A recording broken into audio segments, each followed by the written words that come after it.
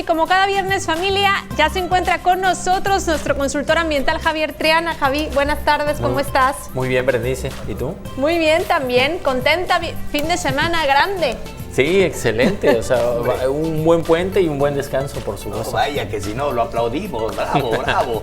Oye, mi Javi, ayer 2 de febrero fue el Día Mundial de los... perdón la voz, ya sabes, uno que modula su voz es una maravilla. Día Mundial de los Humedales. Sí, totalmente, es un festejo cada año y se hace el reconocimiento puntual sobre este tipo de infraestructuras naturales y bueno, qué mejor manera de festejarlo que hablando un poco de ello. Oye, mi Javi, la importancia de los humedales en México, ¿qué tanto es? ¿Qué porcentaje? Fíjate que la importancia realmente es tanto para México como para el mundo en general en donde tengamos este tipo de ecosistemas. Podemos dividirlos en dos, Jaime. Hay servicios ambientales como tal y servicios ecológicos.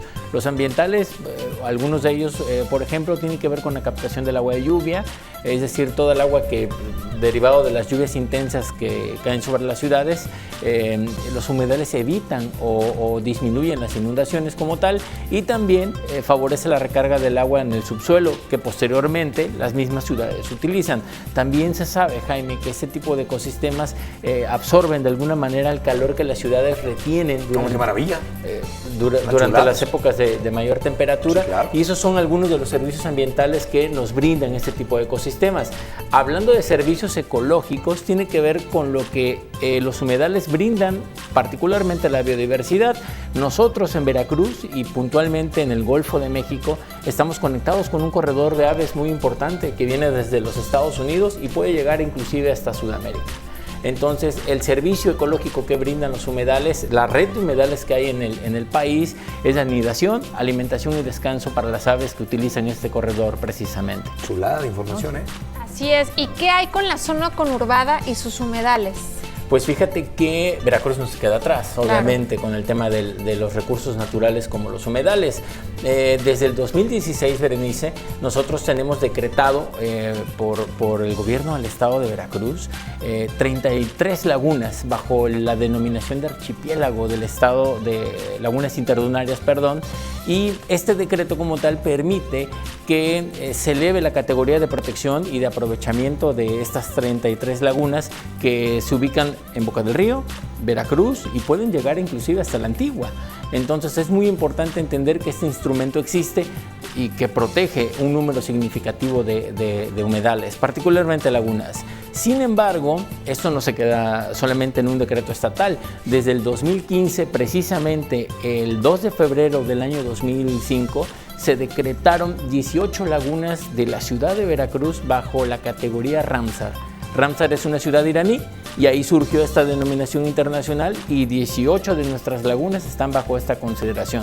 Cuando tú juntas todo esto, Jaime, Berenice, un decreto estatal, una categoría internacional, elevas sin duda alguna la importancia de los recursos naturales. Oye, Javi, bueno, sabemos, ¿no? Lamentablemente, hay varios seres humanos que están en contra del medio ambiente, que les vale un cacahuate y que al rato se va a acabar esto. De hecho, desgraciadamente vamos en ese camino. Pero háblanos de las personas que están a favor de los humedales. Y yo quiero pensar que si estás a favor es porque los estás cuidando y tienes conciencia de lo que tienen el impacto en el ambiente, ¿no? Sí, sobre todo. Fíjate que además de los humedales que tenemos en Veracruz, que son este archipiélago de las lagunas interdunarias, hay que destacar otros muy importantes. Tenemos el lago de Cuatro Ciénegas en Coahuila, los pantanos de Centla, el río de Lagartos en Yucatán. Todos en sí tienen un grado de importancia y de relevancia para las personas. Afortunadamente, yo me quiero centrar en la parte positiva, creo que la presión la conocemos como tal sobre los recursos naturales, pero la parte positiva es de que muchas de estas infraestructuras o de estas áreas naturales ya tienen un decreto, Jaime. Ya se reconoce como parte del decreto toda la problemática, todo lo que se tiene que hacer, por ejemplo, en planeación urbana, en rehabilitación de los espacios naturales, en que no debemos de alterar el orden de los ecosistemas con la extracción de las especies. Todo eso está en el decreto y aplicando bien el decreto de manera adecuada, pues podemos elevar la protección de estos recursos. Ahora bien, ¿quiénes intervienen? ¿Cuáles son las personas que intervienen en este tipo de condición? que los decretos señalan. La autoridad. La autoridad en primer lugar y sus personas tienen que incentivar a la sociedad para atender el orden que estos instrumentos señalan. En segundo lugar está la sociedad junto con las empresas. La sociedad junto con las empresas tienen que actuar de mejor manera cada día para que sus procesos impacten menos a los recursos naturales. Y al final, pero no menos importante, la academia. La academia mejor forme a los profesionales en las áreas biológicas que están más orientadas a este tipo de ecosistemas, pues mejores profesionales vamos a tener para entender y actuar sobre este tipo de recursos. Entonces yo creo que ese es el enfoque que las personas pueden tener sobre la conservación de los humedales, no solo en México, en el mundo entero. Así es, pues definitivamente, Javi, esto que nos traes el día de hoy me parece sumamente importante porque, como dice Jaime Gutiérrez, tenemos todos que sumar estas acciones, que fijarnos también bien cómo se manejan en México estas leyes, cuántos humedales contamos con en México como país.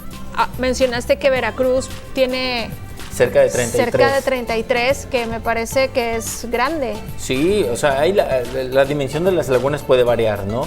Lo cierto es de que es un número bastante significativo que entró en el decreto. Sin embargo, Berenice, hay más. Seguramente hay muchísimo más lagunas que pueden entrar en este decreto. Esperemos que haya una modificación próxima y puedan incorporarse más lagunas en este documento oficial.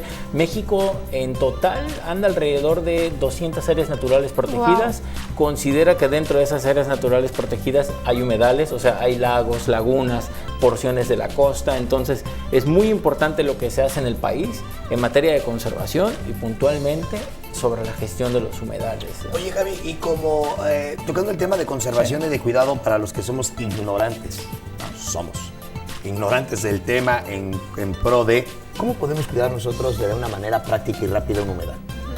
Pues mira, hay dos vertientes. La que tiene que ver con la cuestión pública, que es precisamente elevar una categoría de la protección de la humedal bajo un decreto. Y hay otra, Jaime, que afortunadamente se está dando desde el sector privado, al menos esto ya es una experiencia propia.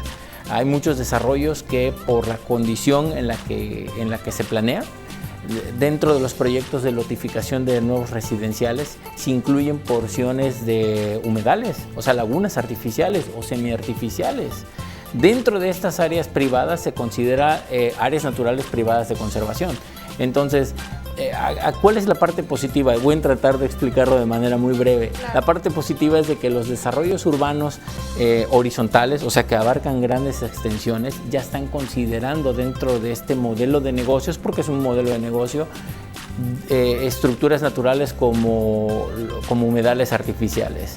Entonces, eso también es una forma de poder involucrar a la naturaleza dentro del desarrollo de los negocios. Lo tenemos en Veracruz, voy a mencionarlo, pero hacia la porción de la Riviera Veracruzana, creo que lo conocemos. Hay muchos desarrollos muy interesantes en la costa que integran marinas artificiales, ¿no? Y que funcionan tanto como un ecosistema natural.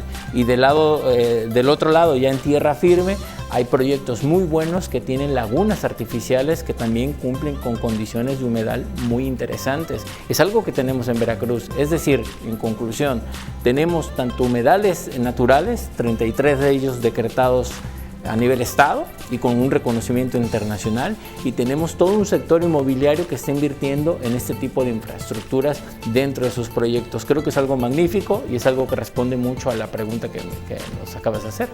Pues muchas gracias por comentarnos todo esto, que siempre a nuestros televidentes también nos ayuda un poquito a entender precisamente cómo está el tema del cuidado del medio ambiente en nuestro país a través tuyo, Javier. Siempre me parece que para todas las personas es importante, nos incluimos siempre Jaime y yo, conocer muchísimo más acerca de las leyes, acerca de lo que tenemos, de lo que no tenemos y cómo podemos hacer el cambio. En pro del ambiente, con temas puntuales, concretos y específicos. Javi Triana, nuestro consultor ambiental.